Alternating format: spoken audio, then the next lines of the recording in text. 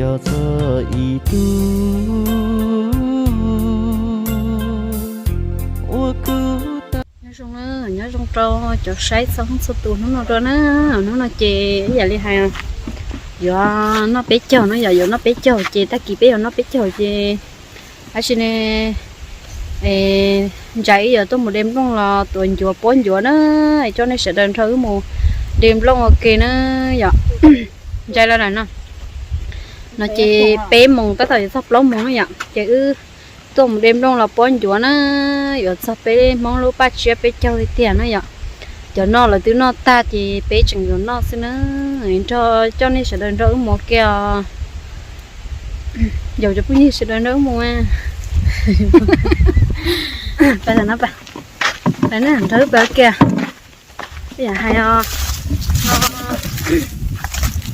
cứ đêm con sẽ cho nó nhở chị cô hàm luôn cô nhau dễ cho nên đừng cho nó nhé nè nhóc kia tới còn cam bán nè nhóc kia dễ nên đừng cho nó cho nên sẽ đơn đỡ mù đấy cho không như sẽ đỡ ở bên nó chị không có dân bữa đâu bên sẽ đỡ có sấy trên nữa nó dọ thì hôm nay chị cứ ra có một đêm luôn cho là bốn tuổi chị cho nên sẽ đỡ mù nha nên sẽ đỡ họ là chị kiểu sấy mù nha thì chị chỉ xong rồi nè mù nó chuyện chơi to tốt sầu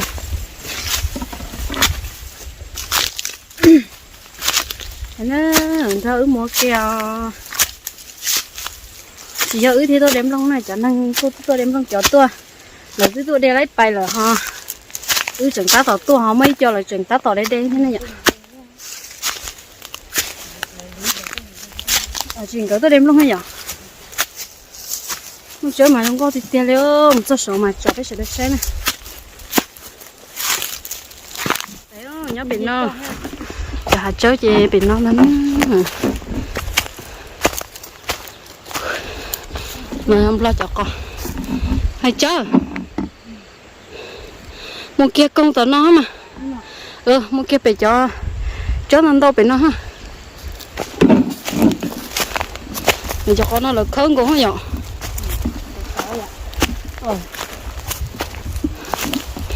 tôi đây kia nó này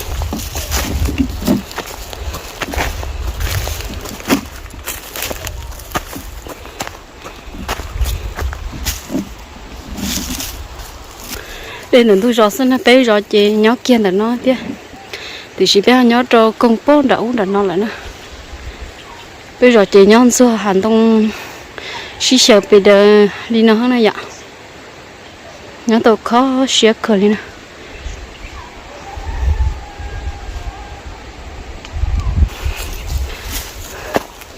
rồi nó đang chạy một kia chạy một bị có giống gì đâu là do một tỏi giống gì đâu nên có bị có ăn xa này nhở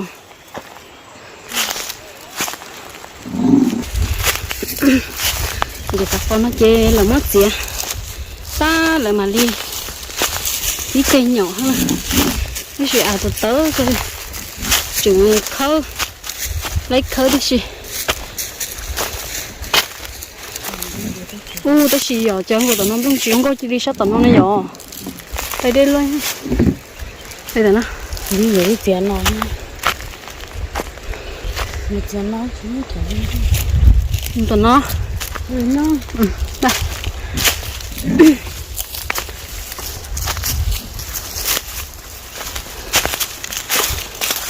trọc cá là phải xé đó tao khó bằng chữ hơn đó bao lừa tao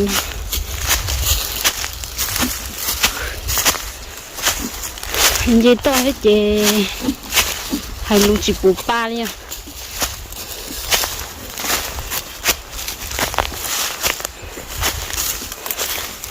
lúc chớ mà đừng có chập lại đó để kia tên nó không mà vậy cái kiểu nó để tên nó chỉ kia tên nó chỉ mà chỉ mua là tí nó không mà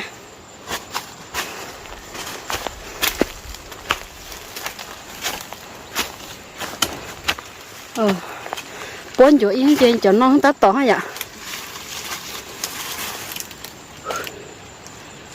nhưng từ từ tua thì chè nhá giờ tới đấy nhiều lo rồi nhiều lo rồi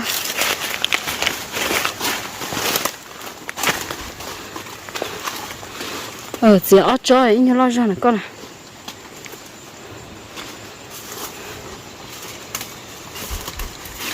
đó kia à đó kia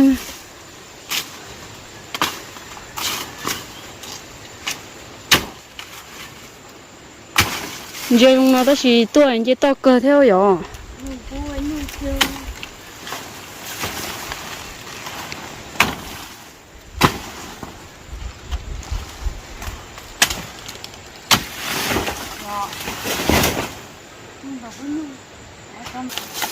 Dạ, mắc gì ôi ít hơn nữa coi, mà đi lo lư.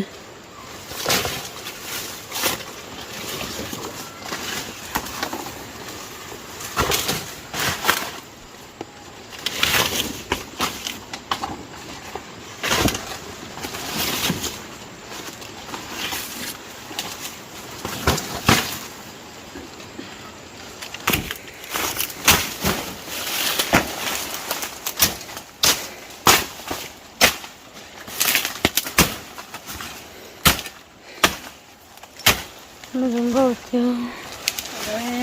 Tôi xem bông chơi tên nói à? Tôi xem bông chơi tên nói đấy. Nó chơi gì? Nó lót ta thì thằng đấy tôi xem là hái rồi đó. Thằng đó tên nói chỉ mua này à? Nói tên nói thì tao mua lót teo. Mình đi chỉ bỏ chơi.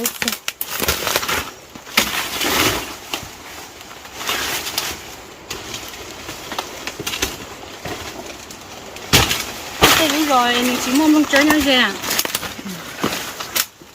Cái rồi chỉ mua bông chơi nhau gì? Mình chỉ mua chơi đấy.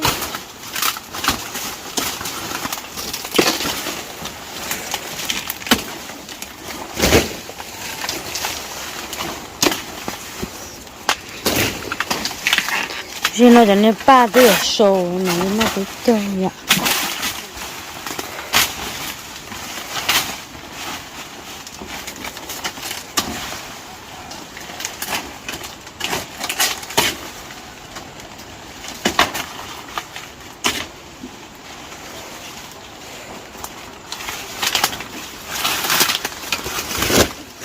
Đây còn đâu là nó mà làm chi cho hả?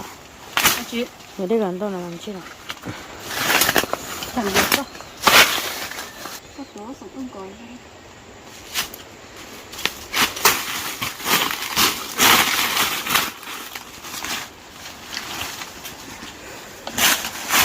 Hôm nay anh sai cho nó cái gì vậy? Anh sẽ cho chuyên cha.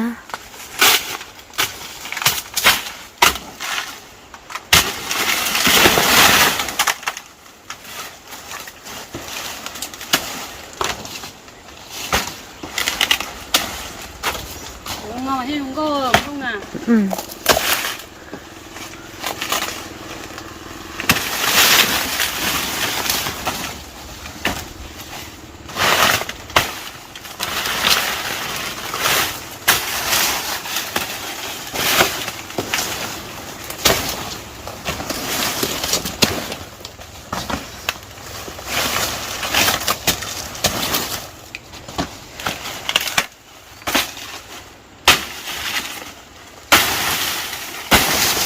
Dạ, mình hơi nhón tí cho tính nào hay vậy?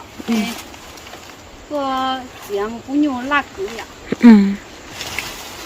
Nó tỏ rong bún.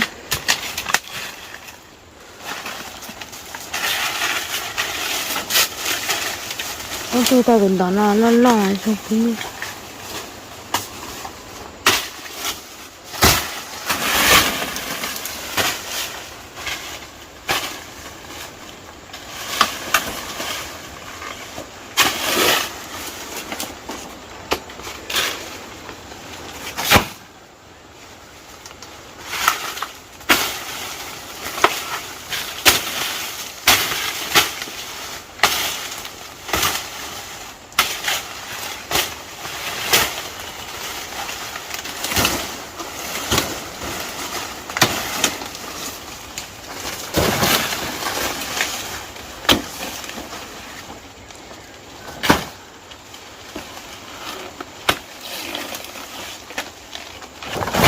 quên chỗ hay lò yeah.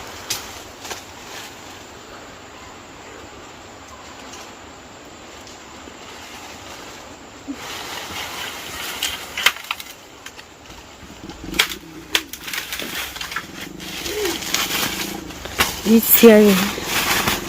xe gì bữa ra món này ạ chờ trống thôi ạ chờ bữa món này ạ thế chờ trống chứ bữa ta món này ạ chờ xe lắm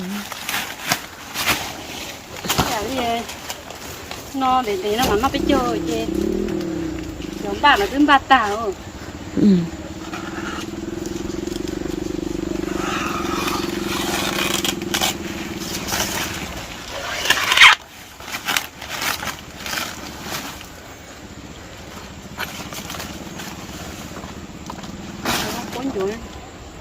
xong cái tôi chỉ bữa chợ lo bữa chợ mẹ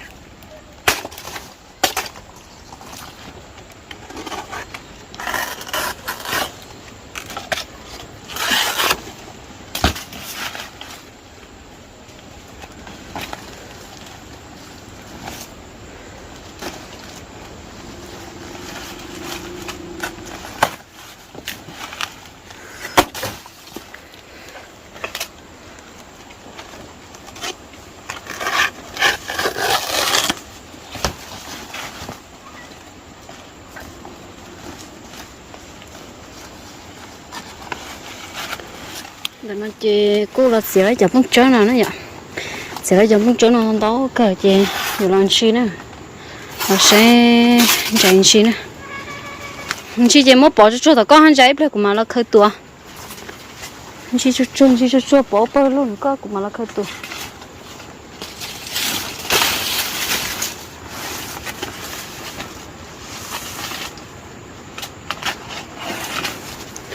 không chớ mà trong có chập lại nữa không chớ chị đa dần nè tí chớ cho giống con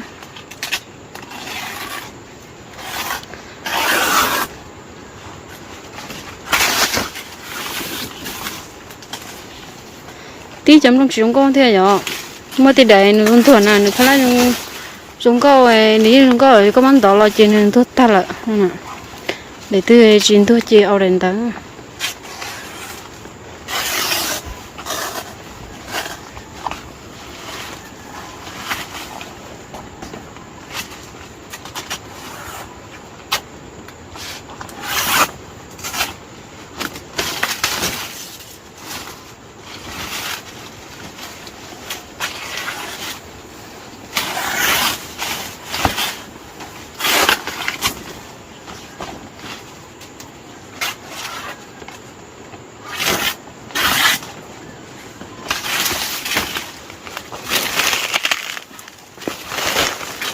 hiện tại mình chỉ bỏ đó số tầm năm nhỉ mình chỉ bỏ đó số tầm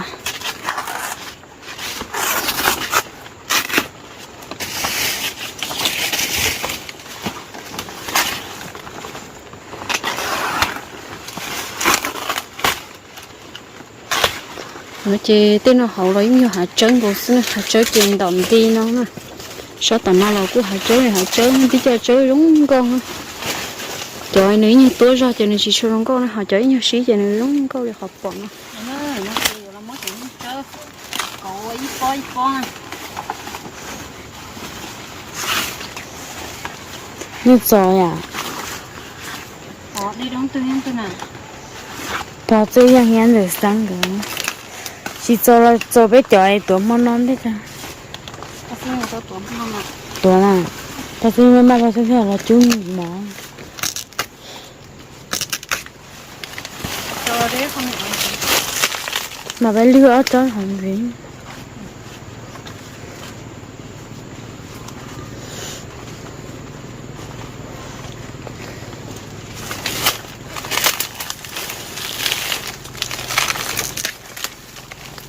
cái cổ gì mất cổ ít có mẹ nó vậy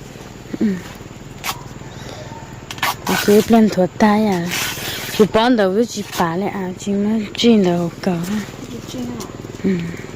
mà bán đó đi đâu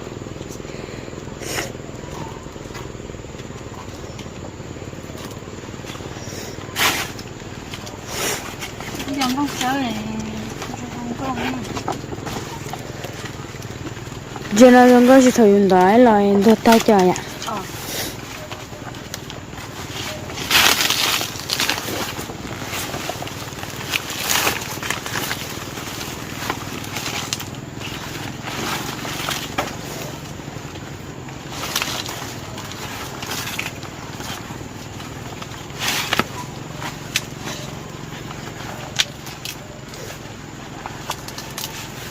Chỉ cậu để bỏ lo đi cậu để bỏ mẹ ảnh. Chỉ ba lá.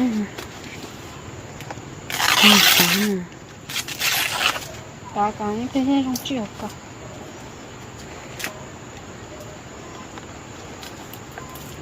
Bên này rón không chỉ sợ món đồ non nó vậy.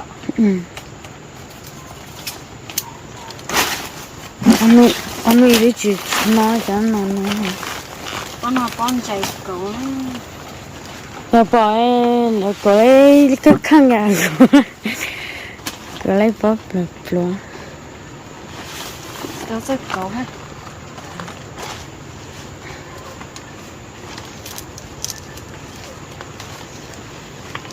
Kia con nói nhiều lo rồi.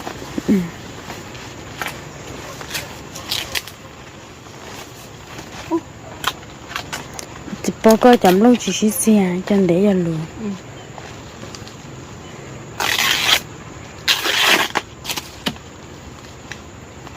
Bà ta con.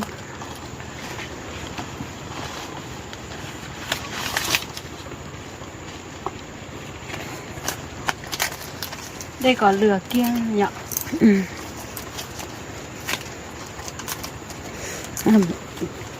Tôi sẽ lại không phải lấy chém ba biết chưa sao lại chém ba tôi không phải lấy tôi chỉ Wow, cứu cỡ mẹ ảnh thôi. nhặt rồi đi tay của con gì Nhặt dầu hết rồi ạ. làm luôn dùng cái khởi gì tay thông để thông lòng Cái chú sử dụng cái chú chân. chẳng mấy thụ năng rồi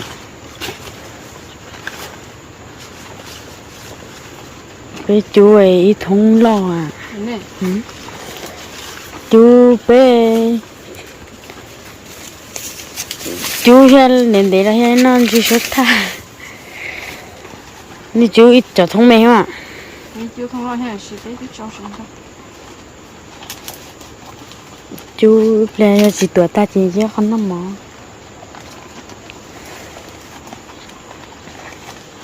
Ôi giời. Chắc cổ trầu chê cổ lấy không đâu. cho mấy bà tôi là chú biết cho Y nhổ cờ đi nhau. Y nên phốn kiểu nó ăn được. ngà ha Đến đầu tiếng. thì nó gì ngà nhỉ chỉ lấy cho cờ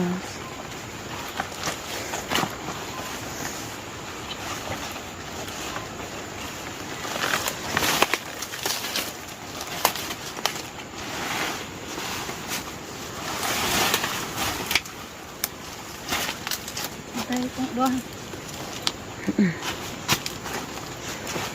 thầy đùa Y O P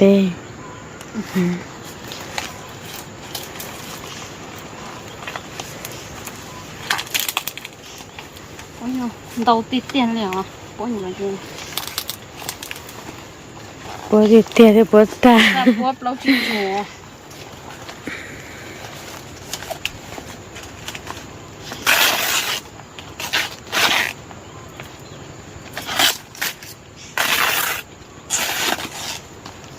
tao nè bông lấy lăng này ạ Hả? tao nè bông lấy lăng Bố liều lo. bố cho múc nhưng cho mẹ ai mang ra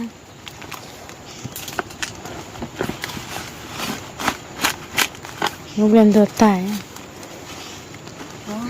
Những chị để đấy nhổ cờ gì nữa ha.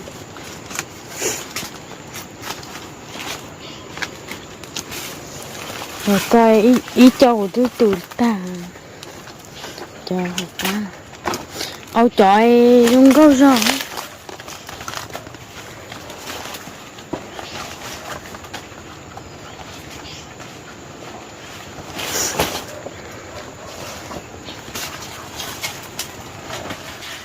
chị cô để làm lòng nữa để làm bổng chị lọc á thanh à để nó chị để làm lòng nữa để làm lòng chị giờ nó bay chế nữa chị lòng chị chạy hay cầm lòng nữa để làm lòng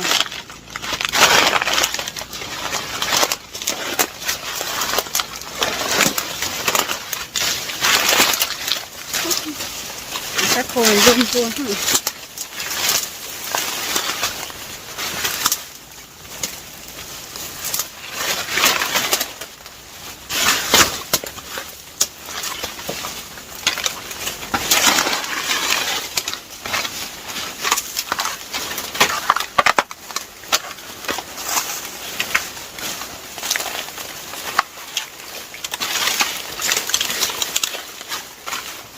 còn chi ở bên đây nữa không ạ? Giờ lại anh chi rồi. Giờ lại bên đây.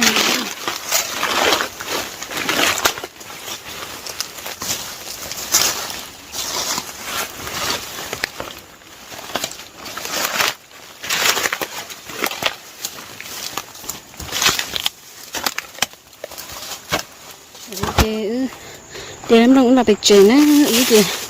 Để ý cơ tiền nè. Để ý cả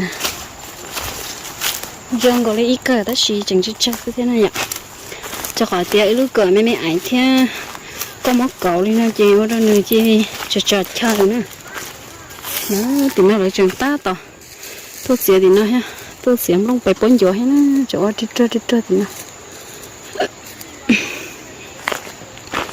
bây giờ em muốn chữ là phải chuyện á cho nên sự đều hoa tôi lên thôi xịn luôn nha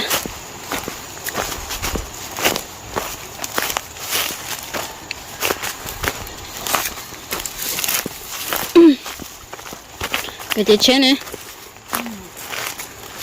im chân đại chỉ phải cái chế gì la tôi phụ bị nô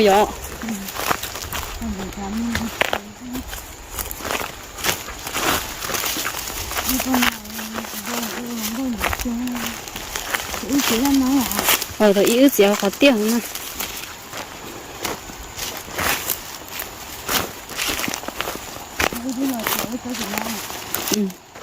mình đang chơi hay ước tôi chỉ lấy tiền là khó tiếc quá thôi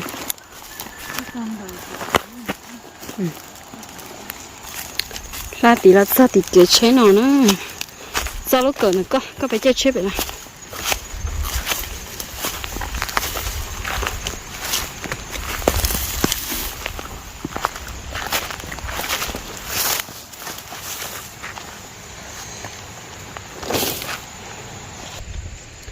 nó chơi cũng một đêm đông lò là nó đêm đông lò lại đêm đông lò chơi chơi phải chết chơi nữa nhở